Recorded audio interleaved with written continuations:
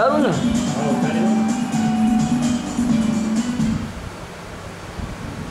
નમસ્કાર, સ્વાગત છે અમારું આજની ખાસ રજૂઆતમાં. સઘન ભાગદોડની બીજું નામ કે જિંદગી કોણ છે પરંતુ તેમના આ પ્રયત્નો છે પોતાની પ્રાણ શોખમાં. જ્યાં કેટલાક એવા લોકો છે જે સમયમાં વિસ્તાર ચૂકેલી પંખો બંધ કરી દે. શોખ જ પરંતુ જીવન બનાવી દે છે અને પોતાની સમગ્ર જિંદગી તેને સમર્પિત કરી દે છે.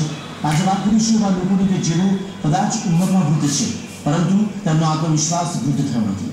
આજે વાત કરીશું એવા લોકોની કે જેઓ જિંદગીને સતત ચાલતા રહેવું એમ જ સમજે છે. આજ વિષય પર છે અમારી આજની ખાસ રજૂઆત, ચલતી રહે જિંદગી.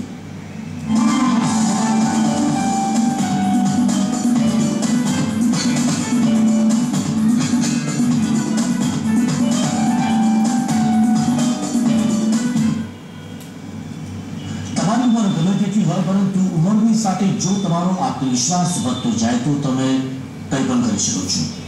આજ વાત સાર્થક કરી છે 52 વર્ષના એક વ્યક્તિએ જે પોતાની જિંદગીને સતત દોડતી રાખી છે. તેઓ માને છે કે ઉંમર ભલે વધી ગઈ હોય પરંતુ બુલંદીની મેરેથોન દોડ તો ચાલુ જ રહેશે.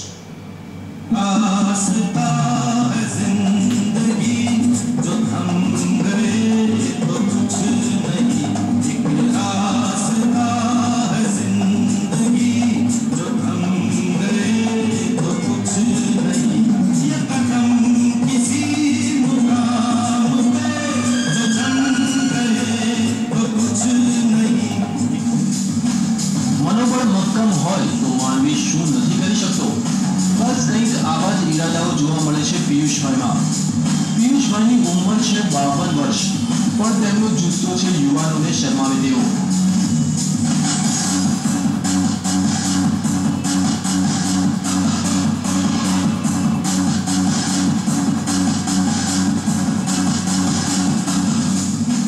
અમદાવાદના વસ્ત્રાપુરમાં રહેતા પિયુષભાઈ મનના મજબૂત અને ઈરાદાના પાક્કા છે.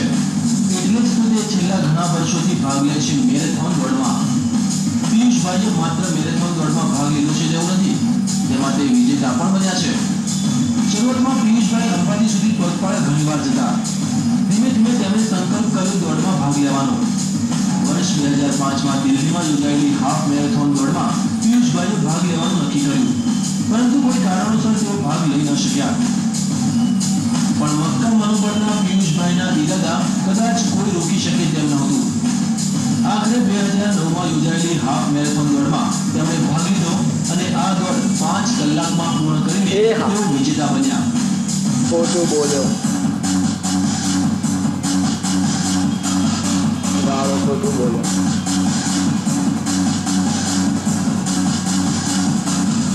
ધીમે ધીમે તેઓ આગળ વધતા ગયા અને પછી તો લગભગ 10 જેટલી દોડની સ્પર્ધાઓમાં ભાગ લીધો. જેમ મારે દોડવાની પ્રેક્ટિસ કરી અને એ પ્રોગ્રેસ કરી ને 1 કિલોમીટર જ્યારે સૌથી પહેલાં હું દોડ્યો તો 1.5 કિલોમીટર ઊભો રહી ગયો અને એમ શું કરવા નથી દોડવા આગળ પણ કઈ રીતે દોડ્યો મને ખબર નહીં. 5 કિલોમીટર 6 કિલોમીટર આ રીતે હું કરતો હતો. અઠવાડિયામાં 5 દિવસ આ રીતે પ્રેક્ટિસ કરતો હતો. ધીરે ધીરે ભગવાનની દુઆથી ટીવીમાં આવી ગયા, એકદમ પરિસ્થિતિએ પહોંચી ગઈ. પિયુષભાઈને ટી-શર્ટનો ઘણો શોખ છે. તેમનું ટી-શર્ટ તેમને મળ્યું છે સિંગાપુરમાં યોજાયેલી અલ્ટ્રા મેરેથોન દોડમાં.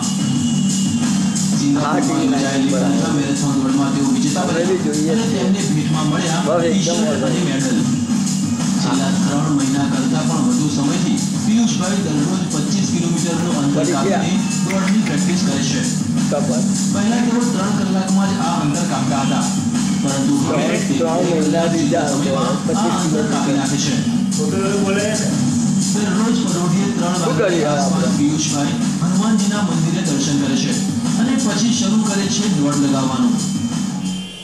પણ આજે મારો 59 કિલો વેટ છે. હું 12થી ઉપર જઈ નથી શકતો.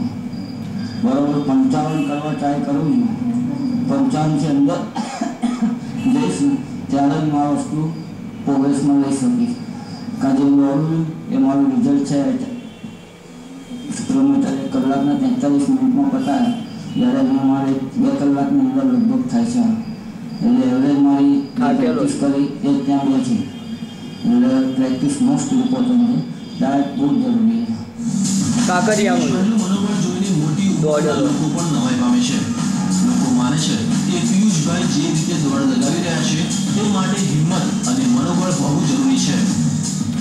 જામનગર જવું જોઈએ. અને કયા ટાઈમે આવે છે? બસ 7:30 આજુબાજુ, પોણા 5 આજુબાજુ. આજથી કેટલા કિલોમીટર અંતર કાપતા હશે? વરસાદનો એનો ટાઈમ 12 બાદ થતું હોય, 12-24-25 કિલોમીટર કાપતા હોય. એ સામે જવાનની સામે કેમ કે અમારે રીતના લોકો શું અત્યારે ખાલી એક્ઝામ હોય છે, આ છે મેરેથોન દોડ છે, પોલીસ ભરતી છે, એના માટે અત્યારે એ લોકો અમારા જેવા ત્યારે જ આવતા હોય મોસ્ટલી. અને મોટા લોકો રેગ્યુલરલી એટલા માટે આવતા હોય કે પોતે હેલ્થ કોન્શિયસ છે. દાડે તો કાપી શકે, ના દાડે તો નહીં, કારણ કે everything depends upon the will.